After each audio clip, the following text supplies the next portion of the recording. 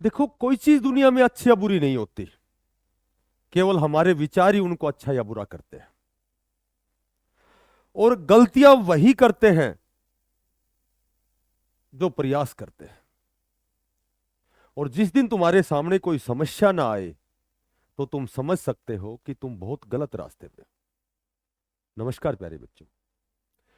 देखो, 2-3 दिन से मैं सोच रहा था कि अभी आपका केवीएस का एग्जाम हुआ है, पीआरटी का आपका जो प्री एग्जाम है, टायर 1 का जो एग्जाम हुआ है। तो मैंने थोड़ा सा उस पर अध्ययन किया, थोड़ा सा एनालिसिस किया कि आपका जो अभी टायर 1 का जो एग्जाम हुआ है, अब आपका टायर 2 का फाइनल एग्जाम होना है। ठीक है। तो संभवतः 10 गुना की आपकी लिस्ट बनेगी, तो 10 गुना में आपकी जो स्टिक कट ऑफ, लगभग सेफ स्कोर आपका क्या रहेगा, इस विषय पर हम थोड़ी सी चर्चा करेंगे। देखो, किसी भी एग्जाम की जो कट ऑफ है, किसी भी एग्जाम की जो कट ऑफ होती है, वो हमेशा 4-5 चीजों पर डिपेंड करती है। कि सबसे पहला तो ये है कि अटेंडेंस कितनी थी। ठीक है, वहाँ पहुंचने वाले जो बच्चे हैं, कितने बच्चों ने एग्जाम दिया है। दूसरी बात, पेपर का लेवल कैसा है। उसके बाद में इसमें कितना कंपटीशन है, इस एग्जाम में कितना कंपटीशन है। या फिर हम बात करें तो नेगेटिव मार्किंग क्या है। तो इस तरह की बहुत सी ऐसी चीजें हैं, कितनी वैकेंसीज है। तो ये जो कुछ एक चीजें हैं जो डिपेंड करती हैं कि वैकेंसीज कितनी है, अटेंडेंस बच्चों ने, एग्जाम कितने बच्चों ने दिया, पेपर का लेवल कैसा था। ठीक है। तो कट ऑफ लगभग तो ये 5-6 चीजें हैं जो निर्भर करती हैं कि कट ऑफ हम उस नजदीक पहुंच सके, कट ऑफ के नजदीक पहुंच सके। तो अटेंडेंस लगभग 60% बच्चों ने एग्जाम दिया, जहां तक ये किंवदंती कह सकते हैं, सुनी सुनाई बात भी कह सकते हैं कि लगभग आपकी 60% बच्चों ने एग्जाम दिया। लेवल लेवल की बात करेंगे, वैकेंसीज आपकी जो पीआरटी की वैकेंसीज है, मेरे ख्याल से पीआरटी की वैकेंसी 3600 कुछ वैकेंसी है जो आपकी केंद्रीय विद्यालय में है। ठीक है। उसके बाद में कंपटीशन कंपटीशन की तो बात ही मत करो, क्योंकि कंपटीशन आज जिस हिसाब से आज बेरोजगारी का आलम है, तो कंपटीशन तो हमेशा ही जबरदस्त रहता है। चाहे दो बच्चों में से एक, अगर दो बच्चों में से एक का सिलेक्शन करना हो तो भी कंपटीशन हार्ड है। तो लगभग कंपटीशन हर एग्जाम में आजकल बहुत हार्ड है, क्योंकि जिस हिसाब से बेरोजगारी है, जिस हिसाब से बच्चे तैयारी कर रहे हैं, सभी बच्चे तैयारी कर रहे हैं। नेगेटिव मार्किंग जो आपका टायर 1 था, उसकी मेरे ख्याल से नेगेटिव मार्किंग क्या थी, 1/4 थी शायद। मेरे ख्याल से नेगेटिव मार्किंग जो है वो आपकी 1/4 थी। अभी मैंने नोट की थी, अरे, नेगेटिव मार्किंग, हाँ, नेगेटिव मार्किंग 1/3 थी। देखो, आपका वही 20-20 नंबर के सारे सब्जेक्ट थे, 20 का मैथ है। ठीक है। 20 की आपकी रीजनिंग है। 20 की आपकी 20 का आपका कंप्यूटर है। ठीक है, 3 हो गए। 20 की आपकी जीके जीएस थी, 4 हो गई। और 20 की शायद आपकी क्या थी, जीके जीएस थी। 20 का क्या था, रीजनिंग, जीके, मैथ, कंप्यूटर। उसके बाद में 80 तो ये हो गई, 2 लैंग्वेज थे, 10 का हिंदी और 10 का इंग्लिश। अब देखो, यहाँ यहाँ हम थोड़ा सा लेवल की बात करें तो कोई ऐसा विधाता तो है नहीं कि जो हर सब्जेक्ट के बारे में बताएगा कि ये मॉडरेट था, ये इजी था, ये डिफिकल्ट था, ऐसा। क्योंकि हर अध्यापक, कैसा भी अध्यापक हो, सभी के 2 या 3 सब्जेक्ट बढ़िया होते हैं, बाकी 2-3 सब्जेक्ट तो क्योंकि इस संसार के सभी मनुष्य जीनियस होते हैं, सभी अलग अलग प्रतिभाओं में दक्ष और पारंगत होते हैं। तो मैं हिंदी इंग्लिश की हिंदी की बताता हूँ आपको, आसान था। ठीक है, थोड़ा सा इजी टू मॉडरेट था।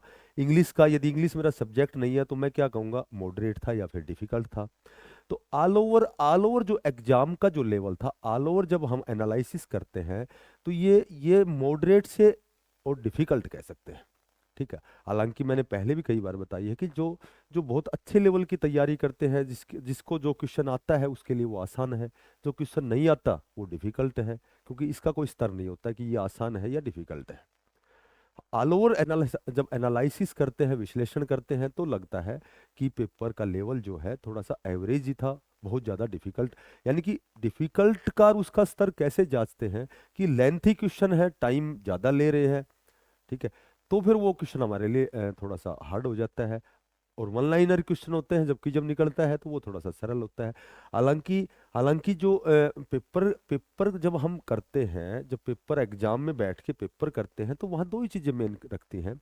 एक तो हम कितना कंसंट्रेट है, और एक कितना कंसंट्रेट है, और हम टाइम का जो मैनेज है, समय का जो प्रबंधन है, वो किस स्तर पर करते हैं। यदि हम टाइम के अकॉर्डिंग और एग्जाम को सोल्व करते हैं, तो फिर वो पेपर हमारा बहुत अच्छे लेवल का होता है। और कई बार हम टाइम को मैनेज नहीं कर सकते, तो क्वेश्चन कुछ एक लेंथी क्वेश्चन छूट जाते हैं, तो थोड़ा सा हमें मलाल होता है। तो यहाँ यहाँ जो मैं बात करना चाहता हूँ, देखो जो 10 गुना की आपकी जो कट ऑफ है आपकी जो अब आपको फाइनल एग्जाम में बैठना है, आपने बहुत अच्छे लेवल पे तैयारी की है, एग्जाम भी आपका अच्छा हुआ है। तो यहाँ यहाँ मैं बात करूँ, तो थोड़ा सा मैंने नोट किया है कि जर्नल जो है 10 गुना में, जर्नल जो है जिसके 64 से 66 तक नंबर बनते हैं, तो लगभग लगभग वो 10 गुना की कंडीशन को पूरी करेगा, क्योंकि यहाँ नेगेटिव मार्किंग 1/3 है। और नेगेटिव मार्किंग का बहुत अहम रोल होता है। देखने को तो 1/3 यानी कि 3 गलत होने के बाद एक जो हमारा मार्क्स है वो डिडक्ट हो जाता है। ठीक है, तो पर नेगेटिव जब मार्किंग होती है तो वहाँ ये स्कोर बहुत अच्छा स्कोर होता है।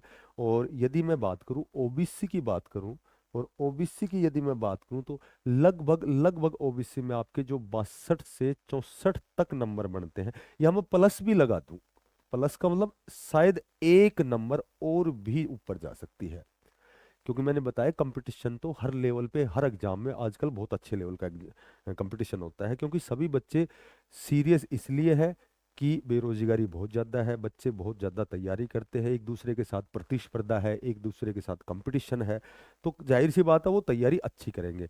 एससी में 55 से 58 तक, 57 या 58 तक आपका जो है बहुत अच्छा स्कोर रहने वाला है नेगेटिव मार्किंग में। और एसटी के जो बच्चे हैं वो लगभग 50 से और 53 तक आपका बहुत अच्छा स्कोर है। हालांकि मैंने प्लस इसलिए लगाया है कि संभवतः हो सकता है 64 वाले का ही 10 गुना में नाम आए, हो सकता है 64 वाले का ही नाम आए, और हो सकता है कि 67 वाले का आए, तो इसलिए मैंने सब में +1 लगाया है। जिसका ये स्कोर बनता है, उससे मैं यही कहूंगा कि आप अपने मेन एग्जाम की तैयारी शुरू कर दें, और बहुत अच्छे लेवल की तैयारी करें। आपका एग्जाम भी बहुत जल्दी होने वाला है। ठीक है, इसका रिजल्ट और तुरंत प्रभाव से आपका सेकंड एग्जाम। तो आज की यही अपडेट थी। लगभग 3300, मेरे ख्याल 3630 वैकेंसी थी, तो 36,300 के लगभग बच्चों को मेन एग्जाम के लिए नॉमिनेट कॉलिंग की जाएगी। और अपना प्रयास करें।